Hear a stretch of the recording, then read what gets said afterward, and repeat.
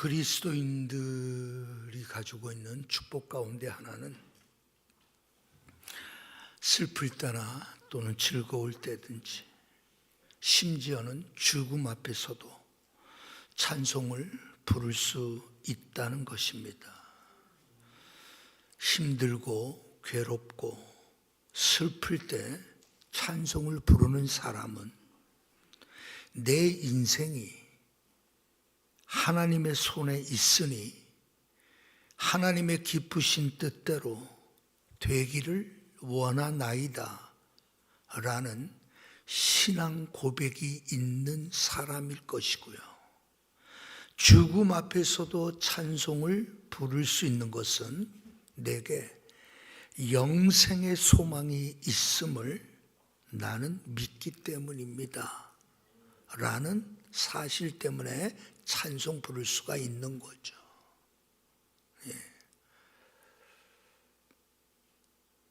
하나님께서 모든 것을 주관하시고 인도하시고 하나님의 기쁘신 뜻대로 내 인생을 이끌고 가고 계시는 섭리의 하나님을 믿는다면 우리가 어떤 상황 속에서라도 아마 찬송하게 될 겁니다. 하나님을 우리가 제대로 믿지 못하니까 찬송해야 될 때 오히려 원망하고 찬송해야 될 때 오히려 슬퍼하고 분내고 정말 찬송이 터져 나와야 할 때 우리의 심령은 바짝바짝 메말라 가고 있습니다. 왜 그럴까요? 하나님의 은혜가 우리에게 더 이상 주어지지가 않기 때문에 그렇습니다. 은혜가 끊겨진 상태입니다. 찬송이 끊어졌다라는 것은 은혜가 끊어졌다라는 것이고 어떤 상황 속에서도 찬송할 수 있는 사람이라면 그에게 여전히 하늘의 통로를 통하여 은혜가 그에게 주어지고 있다라는 사실이죠. 하나님의 은혜가 주어지지 않으면 찬송할 수 없습니다. 네. 시편 137편에 보면 바벨론 포로로 잡혀갔던 바벨론에 거주하는 이스라엘 백성들이 포로의 그 혹독한 삶 속에 이제 더 이상 여호와를 노래 부르지 못하는 상황을 내 혀가 내 입천장에 붙었다라고 표현하죠. 더 이상 노래 부를 기력이 없어요. 노래를 부를 수가 없는 상황에 놓여진 거예요. 여러분, 그게 가장 인간의 비참함입니다. 돈이 없어서 비참한 게 아니라 여호와의 이름을 부르고 찬송해야 될 내가 여호와의 이름을 부르고 찬송함으로 힘을 얻지 못하고 있는 것이 결국 여러분 우리의 비참함입니다. 원수 마귀가 찬송하며 기도하지 못하게 막는 거예요. 내가 어떠한 상황 속에서라도 찬송할 수 있다는 것은 하나님의 은혜가 여전히 나를 붙들고 계시다는 거예요. 오늘 본문은 사도 바울이 빌립보에서 복음을 전하다가 점쟁이에 의하여 여러분 고소당하고 그것 때문에 여러분 제대로 재판받지 못하고 여러분 끌려가서 죽도록 매맞고 그리고 감옥에 던져진 그러한 상황 속에 온몸은 쑤시고 상처난 몸은 피가 아마 흥건했을 겁니다. 그 밤에 그러한 상황 속에서 그들은 감옥 안에서 찬송과 기도를 드렸다는 거예요. 말할 수 없는 고통의 밤일 거 아니에요. 잠을 자려고 해도 아파서 쓰라려서 잠이 오지 않는 밤일 거 아니에요. 생각만 해도 도무지 이해가 안 되는 상황 속에 죽도록 매맞은 그 상황 속에 그날 밤에 이 생각 저 생각으로 가득할 수도 있지만 그들은 여러분 그런 생각 안 했어요. 그들은 오직 하나님을 찬양했어요. 하나님을 기도했어요. 여러분 이게 그리스도인이란 말이에요. 누가 이럴 수 있어요? 하나님의 은혜가 우리 안에 부어지지 않으면 이렇게 될 수가 없어요. 한 예를 들어볼게요. 저는 바울과 실라를 생각하면 청년 이승만이 떠오릅니다. 23살이에요. 23살에 요즘 말로 말하면 내란 음모죄로 인해서 여러분 감옥에 갇힙니다. 내란 음모죄는 여러분 사형입니다. 그래서 여러분 10kg가 넘는 무거운 칼, 우리가 영화에서나 보듯 여러분 1899년에 일어난 일입니다. 10kg가 넘는 칼을 목에 차고 수갑이 채우고 오랏줄로 묶이고 발에는 착고가 채워지고, 그리고 여러분 낮에는 고문을 받으러 가고 밤에는 그 모습으로 잠자리에 들어가니 누울 수가 있습니까? 그렇게 7개월간 고문당합니다. 손가락 사이사이에 삼각형 대나무를 넣어서 여러분 손을 비틀어 버리니 손가락이 남아나지 않았어요. 온갖 불에 달군 인두로 지지지를 않나. 혹독한, 그래서 여러분 온몸에 피가, 뼈가, 성한 뼈가 없어요. 그분이 바로 청년 이승만입니다. 언제 사형이 선고될지 모르는 상황 속에 이승만이 배제학당에서 선교사들이 들려줬던 성경 말씀과 그들과 함께 불렀던 찬송이 떠오르기 시작해요. 그 순간 감옥 안이 환한 빛으로 가득 차요. 두려움과 걱정과 근심, 언제 죽을지 모르고 사형당할지 모르는 그러한 상황 속에서 더 이상 두려움이 그에게 없어요. 마음의 평안함이 일어나요. 기쁨이 일어나요. 여러분, 결국 그렇게 해서 그곳에서 그토록 기독교를 증오하고 선교사들에게 반감을 갖고 저들은 이 땅을 뺏으러 온 자라고 생각했던 이승만이 결국은 하나님 앞에 손들죠. 여러분, 그 이후에 감옥 안은 변하기 시작해요. 더 이상 여러분 감옥은 사람을 가두는 곳이 아니에요. 오히려 육신은 가둘지 모르지만 그곳에 있는 영혼들은 기뻐 뛰기 시작해요. 한성 감옥이 도서실로 바뀌어요. 선교사들이 어떻게든지 이승만을 죽이지 못하도록 어떻게든지 선교사들이 발벗고 나섰죠. 많은 책들을 여러분 보내요. 이승만은 여러분 고문 때문에 책장을 넘기지 못하는 손가락이었어요. 그래서 옆에 있는 죄수가 성경 한 장을 다 읽으면 넘겨주세요 하면 그 옆에 있는 죄수가 성경을 넘겨줬어요. 여러분, 그렇게 5년 7개월 동안 감옥에 있었어요. 근데 그 감옥은 변하죠. 나중에는 감옥 소장이 예수를 믿고요. 부소장이 예수를 믿고요. 당시 수많은 애국 지사들이 예수를 믿어요. 40명이 넘어요. 그곳은 찬송이 흘러넘치는 감옥으로 바뀌어버렸어요. 바울과 실라를 볼 때마다 이승만이 생각나는, 23살 난 청년이 어떻게 그런 고문을 이겨낼 수 있을까? 어떻게 그곳을 하루에도 수많은 사람들이 죽어져 나가는 그 감옥이 변하여 찬송을 부르는 예배당이 됐고요. 문맹, 글자를 알지 못하는 사람들을 글을 깨우쳐서 그것이 도서관이 되게 했을까요? 하나님의 은혜가 이승만에게 임한 겁니다. 그토록 증오했던 예수님 앞에 무릎 꿇죠. 나는 이제 예수님을 위해서 살겠노라고. 그래서 여러분 감옥에 나오자마자 미국 선교사님의 도움으로 미국 유학을 갑니다. 우리가 알다시피 하버드 대학에 들어갔죠. 당시 총장에게 5년 안에 학사와 석사와 박사의 과정을 저는 마쳐야 됩니다. 돌아가 나라를 위하여 할 일이 많습니다. 여러분, 그의 요청대로 5년 만에 박사를 받고 돌아오죠. 여하튼 간에 여러분, 이승만이 떠오르는 거예요. 다른 사람 같으면 포기하죠. 다른 사람 같으면 어쩔 수 없다라고 그냥 받아들이겠죠.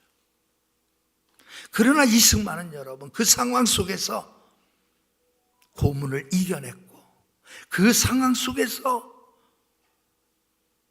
그는 찬송을 부르며 하나님의 새 사람이 되었던 거예요. 사람은 누구에게나 다 역경은 찾아옵니다. 어려움을 찾아옵니다. 그러나 여러분, 그 상황 속에 그 어려움이 변하여 찬송이 된다면 최고가 아니겠습니까? 그 어려움이 변하여 내가 찬송을 부르는 자가 된다면,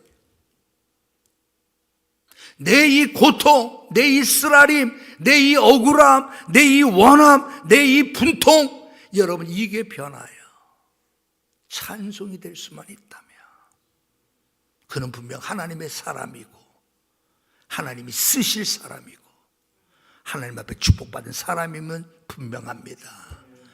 우리의 어떤 상황이 어떻든지 간에 이 상황이 변하여 찬송이 되게 해 주십시오. 우리는 기도해야 됩니다. 이러한 상황 때문에 원망하고, 이러한 상황 때문에 시기하고, 이러한 상황 때문에 저주하고, 이런 상황 때문에 스스로 마음 아파하고 슬퍼하고 괴로워하는 것은 세상 사람들이 하는 겁니다. 그래서 술을 옆에 끼고 살죠. 우리 그리스도인들은 그것 때문에 찬송이 불려져야 돼요. 여러분, 찬송은 놀라운 힘을 가지고 있잖아요. 찬송은 무슨 힘이 있을까요? 찬송은 여러분, 나를 감화시킬 뿐만 아니라 듣는 다른 사람을 감화시키는 게 찬송입니다. 찬송은 여러분, 찬송 부를 때 우리 은혜 받잖아요. 여러분들이 찬송을 들을 때 다른 사람들이 은혜 받잖아요. 대표적인 사람이 누굽니까? 우리가 잘 아는, 제가 여러 번 말씀드렸습니다마는, 여러분, 할랜드 샌더스의 이야기를 여러분 제가 자주 하잖아요. KFC 창업자. 여러분, 그는 가난한 농부의 아들로, 그 아버지는 사나운 사람이었어요. 억센 사람이에요. 알코올 중독자였어요. 틈만 나면 가정을 괴롭혔어요. 자녀들을 학대했어요. 반대로 그의 어머니는 너무나 착하고 어질고 사랑이 많은 어머니였어요. 샌더스는 그 어려운 가운데 그가 여러분 사업을 시작했죠. 처음엔 잘 됐잖아요. 주유소를 해도 잘 되고 식당을 해도 잘 되고, 그러다가 여러분 이젠 더 이상 사람들이 찾아오지 않아요. 길이 고속도로가 생기는 바람에 그나마 간신히 먹고 살만한데 그 가게가 불나요. 전소돼요. 빈털터리가 됐잖아요. 아무것도 없어요. 그가 여러분 자기가 닭 튀기는 그 비법, 레시피를 여러분 공개하며 한번 함께 사업하자고. 여러분 집집마다 찾아가서 요청하지만, 요구하지만 한 곳도 귀 기울여 주지 않죠. 그러다가 1009번째 집에서 그럼 한번 해보자고. 여러분 그렇게 해서 시작된 게 KFC입니다. 1009번째 만에 허락을 받은. 그러면 여러분 그 샌더스가 강인함, 끈질김, 죽기까지, 여러분 그것 때문에 그랬을까요? 아니에요. 포기할 줄 모르고 어떻게든지 나는 성공해야 돼, 돈 벌어야 돼, 악착같이 난 살아야 돼. 여러분, 그것 때문에 KFC가 만들어진 게 아니잖아요. 어느 날 같이 아무도 자기 말에 귀 안 기울어져요. 다 냉소적입니다. 어느 날 여전히 풀이 죽은 상태로, 어깨가 늘어진 상태로 여러분, 해가 떨어지고 저녁에 집으로 갈 때 어느 교회 옆을 지나가는데 찬송 소리가 들렸다 그러잖아요. 자기도 모르게 찬송 소리가 나는 교회의 문을 열고 뒤에 앉아요. 그때 한 여인이 부른 찬송이 있어요. 그 찬송가가 너 근심 걱정 말아라. 주 너를 지키리. 아무 때나 어디서나 주 너를 지키리. 늘 지켜주시리. 이 찬송가를 들으면서 무릎을 꿇죠. 눈물을 흘리며 하나님 앞에 엎드립니다. 그리고 내가 하나님 앞에 최선의 신앙생활 하지 못했던 것을 회개하죠. 이제부터 온전한 신앙인이 되겠습니다. 여러분, 그렇게 하고 힘을 얻어서 1009번째 사람을 만난 거예요. 주 너를 지키리. 아무 때나 어디서나 주 너를 지키리라고 하는 그 찬송가에 여러분 은혜를 받은 거예요. 여러분, 찬송가의 힘입니다. 찬송가가 여러분 그냥 간단하게 쓰여진 게 아니에요. 주 너를 지키리라고 했던 여러분 그 찬송가가 누가 썼겠어요? 마틴이라고 하는 목사님의 사모님이 썼어요. 마틴이라고 하는 목사님은 9살 난 아들이 있었어요. 어느 날 목사님에게 외지에서 주일 설교를 부탁해. 그래서 네, 알겠습니다, 가겠습니다 했는데 주일날이 다가갈수록 아내가 병들어서 돌봐주지 않으면 안 되는 상황에 놓인 거예요. 그래서 마틴 목사님이 그 외지에 있는 교회의 목사님에게 전화를 합니다. 목사님, 사정이 있어서 제가 가서 설교를 해야 되는데 집사람을 돌봐줄 사람이 없어요. 죄송하지만 이번 주일은 못 가게 됐습니다 라고 전화를 하려고 하는 순간 9살 난 아들이 아버지에게 말합니다. 아버지,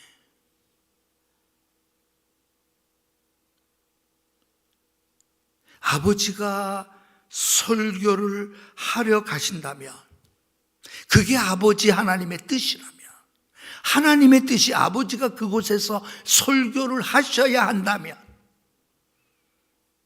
하나님께서 어머니를 돌봐주시지 않겠어요?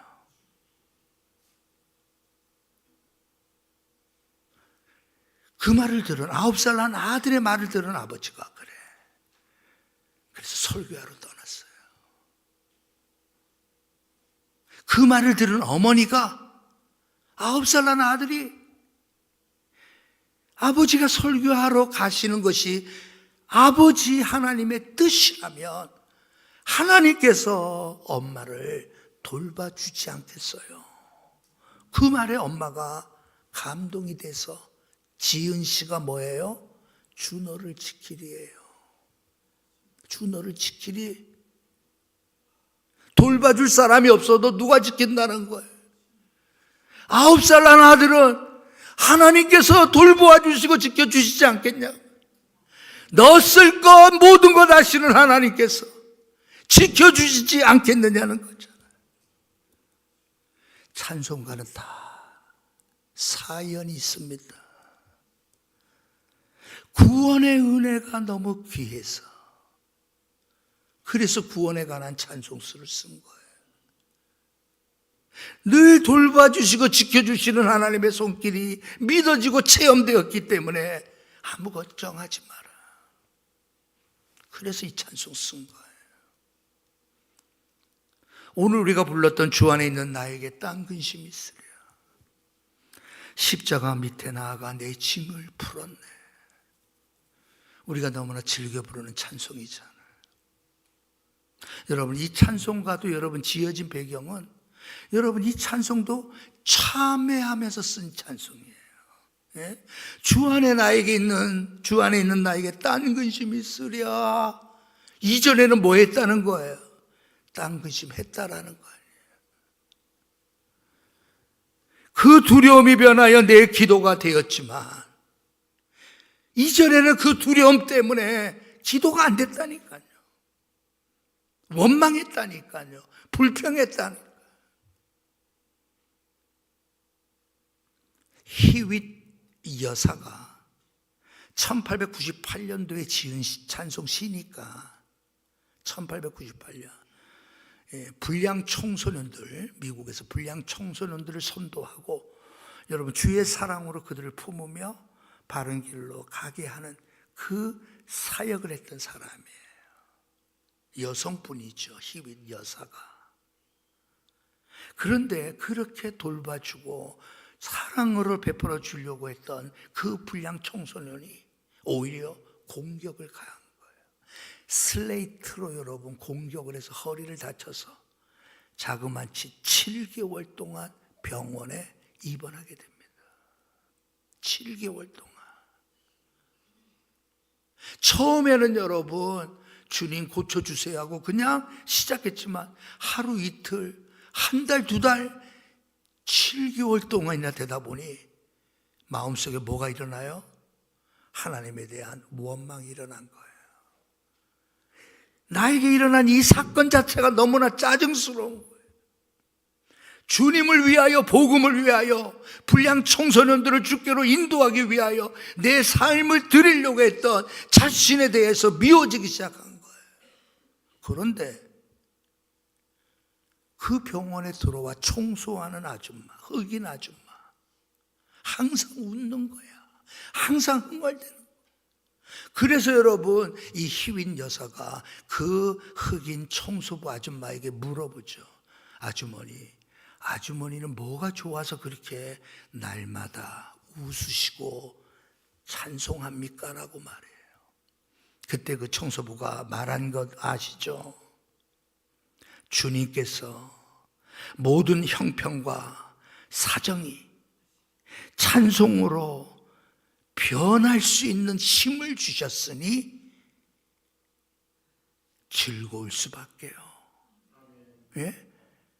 이 청소부는 청소부로 생활을 할 수밖에 없는 처지지만 그 어떠한 상황이든지 간에 그 상황이 오히려 찬송할 수 있는 힘이 된 거예요. 그러니 즐거울 수밖에요. 바울과 실라는 바로 이런 힘을 가진 거예요. 역경과 고통과 쓰라림과 아픔과 말할 수 없는 그러한 앞에 대한 내일에 대한 여러분 희망이 보이지 않는 그러한 어두운 밤일지라도 그들은 그 밤에 찬양한 거예요. 찬송한 거예요. 오늘 여러분 우리의 삶이 그렇게 되길 주님의 이름으로 축원합니다. 어떠한 상황이 되지만 이 상황 때문에 내가 찬송할 수 있다면 얼마나 여러분 감사해요. 여러분 이 일이 어떻게 이루어질까요? 이 일은 여러분 하나님의 주권을 믿음으로 이루어집니다. 하나님의 섭리를 내가 믿음으로 이루어집니다. 무슨 말이에요? 하나님은 이 모든 과정을 알고 계시고 하나님은 이 모든 과정 속에서 하나님은 일하고 계신다. 하나님은 결코 나를 실망시키지 않는다.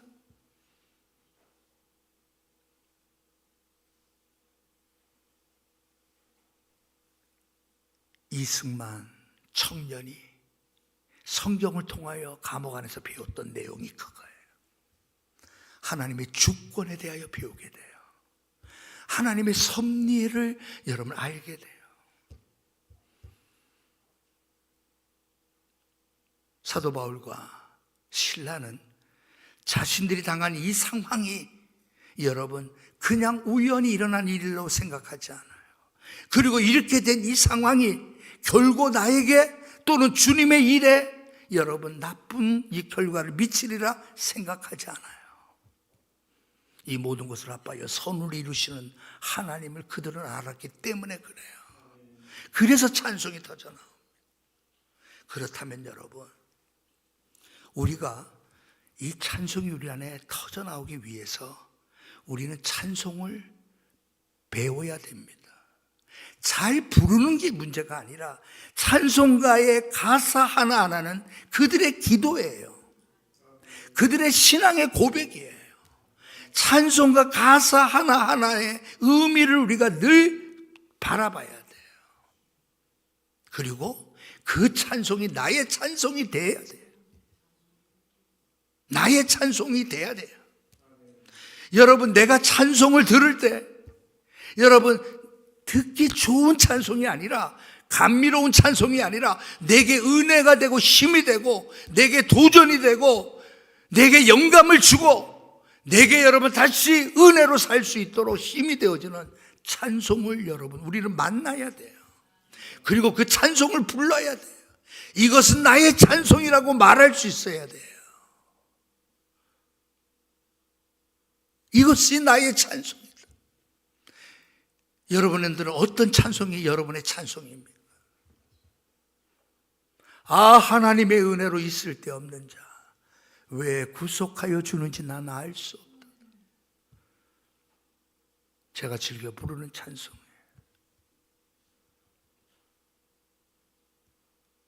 이 찬송을 부를 때마다 힘이 나요. 오늘 여러분 우리는 나의 찬송이 있어야 돼요. 원수마귀는 나의 찬송이 없게 만들어요. 들어도 이상한 것만 들어. 여러분 사면초가 아시죠? 사면에서 사방에서 들려오는 초나라의 노래라는 거잖아. 초나라의 노래.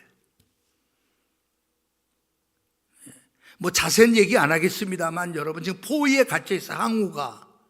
그리고 여러분 군량 밑에 떨어져 가고 있어요. 사기가 점점 여러분 죽어가는데 그때 여러분 달밤에 초나라의 노랫소리가 들려요. 그 초나라의 노랫소리는 여러분 구슬픈 노래입니다. 구슬픈 노래야. 듣기만 해도 그냥 눈물이 나올 정도의 노래가 초나라의 노래인데 항우는 여러분 초나라 사람이잖아. 그러니까 그 노랫소리가 들려오는 순간 무슨 생각이 나요? 고향 생각이, 군사들이 다 그 생각나요. 초나라의 나라에 그 노랫소리가 들려지는 거 보니까 구슬퍼서 슬퍼서 저 노래를 부르는 거 보니 다 망했나 보다. 여러분 심리전을 펼친 거예요. 한신 장군이. 여러분 그게 사면초가입니다. 사면에서 들려오는 구슬프고 구슬프고 하여튼 그런 노래 있잖아. 여러분 그 노래를 들려지니 다 눈물만 뚝뚝 떨어지고 고향 생각이 그만, 싸울 생각 안 하는 거예요. 결국 그 싸움에서 대패를 하잖아요. 그리고 도망가다가 결국 자살로서 끝난 게 여러분 중국 거기에 삼국에서 나오는 내용이 있어요. 자, 중요한 게 뭐예요? 우리가 들어야 될 노래가 소리가 있어요.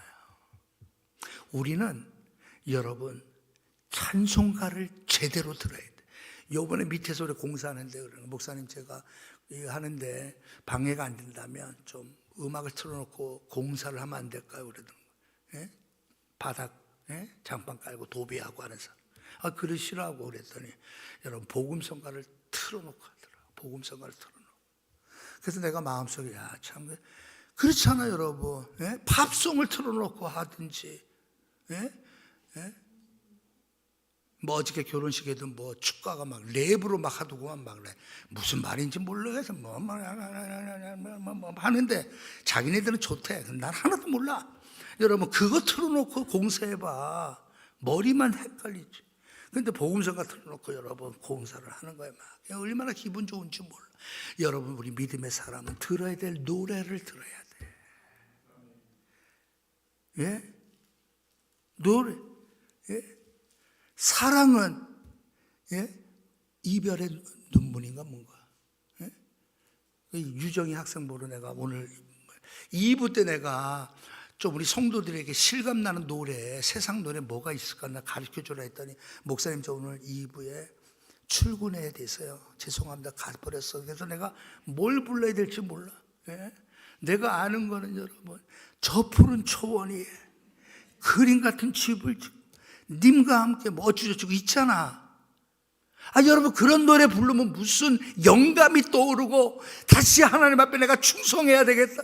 야 내가 지금 잘못 믿고 있구나. 왜 내게는 은혜가 부어지지 않을까? 왜 나는 간절하게 기도하지 못할까? 여러분 세상 노래 들으면서 여러분 들려지나요? 그 마음이. 찬송은 나를 변화시켜요. 찬송은 미래를 향하여 나아가게 하는 힘이 있어요. 찬송은 결코 포기하지 않게 만들어요. 찬송 부르는 자는 승리합니다. 찬송 부르는 자는 원수가 떠나가요. 찬송 부르는 자에게는 하나님의 은혜가 부어집니다. 어떤 상황이 오든지 간에 우리는 찬송하는 사람 돼야 돼요. 하나님의 주권을 믿으세요. 하나님의 섭리를 믿으세요. 하나님께서 나를 고쳐서라도 쓰실 수 있는 하나님이 우리 하나님입니다.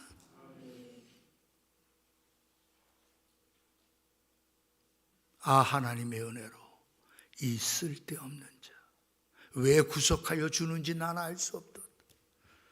세상 사람들은 여러분 못 고친다고 했어요. 세상 사람들은 여러분 어림없다 그랬어요. 그러나 하나님은 고치십니다. 하나님은 고쳐서 쓰십니다. 우리의 심령에 찬송만 터져나오면 쓰는 거예요. 역경지수라고 들어보셨어요? 역경지수. 미국에서 여러분 발표된 그러한 연구 결과물인데 역경지수. 우리가 여러분 IQ에 대해서는 알잖아. 그죠? 감성지수, EQ에 대해서는 알잖아. 근데 역경지수라고도 이렇게 하는데 여러분 역경지수라고 하는 것은 결국 이걸 말하죠. 역경의 때, 고난의 때, 힘들 때, 죽고 싶을 때 어떤 사람이 그것을 이겨낼 수 있는 힘이 있는가? 그것은 여러분 IQ와는 아무 상관없대요. 감성지수가 높다고 해서 여러분 이겨내는 것도 아니래. 이겨낼 수 있는 사람은 실패하지만 또다시 도전하려고 하는 사람만 여러분 그 지수가 높다라는 거예요. 뉴스에 여러분 옛날이지만 정말 안타까운 뉴스 가운데 하나가 뭐냐면 제가 우리 집사람 고향이라서 생각나요. 상주에서 여러분 서울대 들어갔다고 난리가 난 적이 있어요.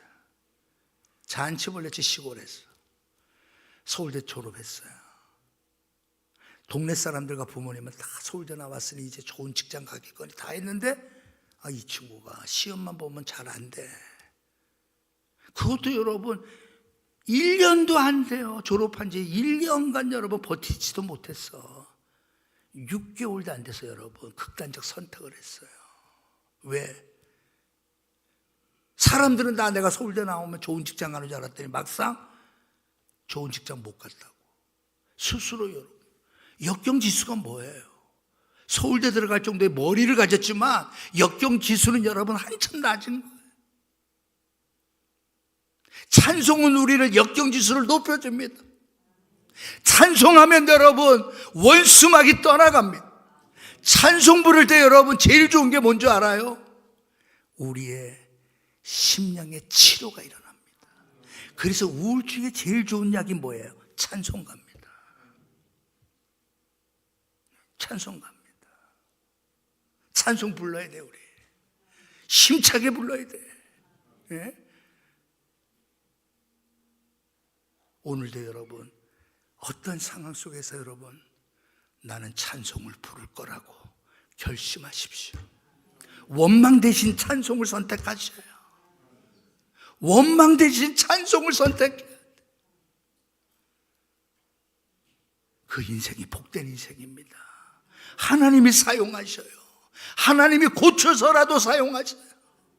하나님의 영광이 드러날 수 있도록 그의 삶을 축복할 거예요. 여러분, 앞서 말씀드렸지만 샌더스, 그는 여러분 성공했잖아요. 그는 많은 사람들에게 도움을 줬어요. 왜? 엄마가 그렇게 살았거든요. 아버지는 난폭한 아버지였지만 엄마는 자상스러운 엄마예요. 남을 도와주는 것이 엄마의 행복이었어요. 그 가난한 집에서 그렇게 보며 잘했던 이 샌더스는 나도 이 다음에 그렇게 해야지. 그래서 여러분 전 세계에 많이 후원했어요. 심지어 여러분 노숙자들을 집으로 초청해서 음식을 베풀고 사랑을 보여줬어요. 예? 노숙자에게 여러분 돈 쥐어주는 건 누구나 하는 거예요. 자기 집에 초대해서 여러분을 정말 극진히 대접하고 사랑의 모습을 보여줘요. 왜 그럴까요? 남을 위한 삶을 살고 싶어 했던 어머니의 역량 때문이었어요. 경건한 믿음의 어머니. 오늘도 여러분 우리가 찬송할 때 우리의 모습이 바뀌어져요. 나를 위한 삶이 아니라 남을 위한 삶으로 변화가 일어나요. 거기에서 여러분 주님을 기쁘시게 하는 삶이 이루어지는 거예요.